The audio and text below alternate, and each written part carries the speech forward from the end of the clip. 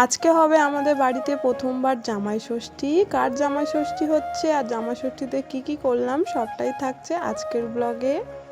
তো হ্যালো, আমি সোনালি, তোমরা সবাই কেমন আছো?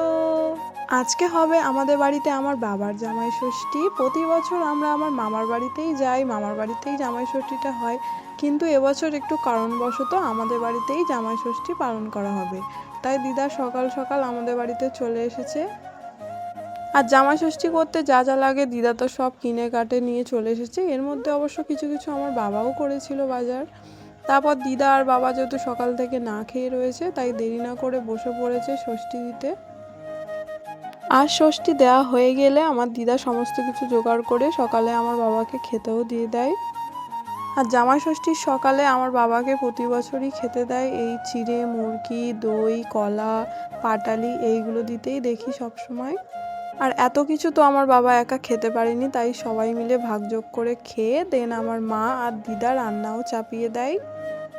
আর আজকে আমি রান্না বান্নার দিকে আমার মাকে অতটাও হেল্প করিনি, কারণ আমার দিদা ছিল। আর রান্না বান্না কমপ্লিট করে আমার দিদা আমার বাবাকেও খেতে দিয়ে দেয়। আর আজকে আমাদের বাড়ি রান্না হয়েছিল 5 রকম ভাজা, ডাল, মাংস, চাটনি, পাঁপড় আর মিষ্টি দই তো ছিলই। আর তারপরে আমরা সবাই মিলে খেতেও বসে পড়ি। আর খাওয়া শেষ হয়ে গেলে আমি দইয়ের হাঁড়িটা নিয়ে বসে পড়ি। না একা খাইনি, সবাইকে দিয়েই খেয়েছি। সব কিছুই তো দেখলে, দিদা বাবাকে জামাই ষষ্ঠীতে কী উপহার দিয়েছে সেটাও দেখে নাও। আর প্রথমে তো দেখেইছো যে আমার বাবা দিদাকে একটা শাড়ি দিয়েছে। তো আজকের ভিডিওটা এই পর্যন্তই, দেখা হবে অন্য কোনো ভিডিওতে। Tata, by.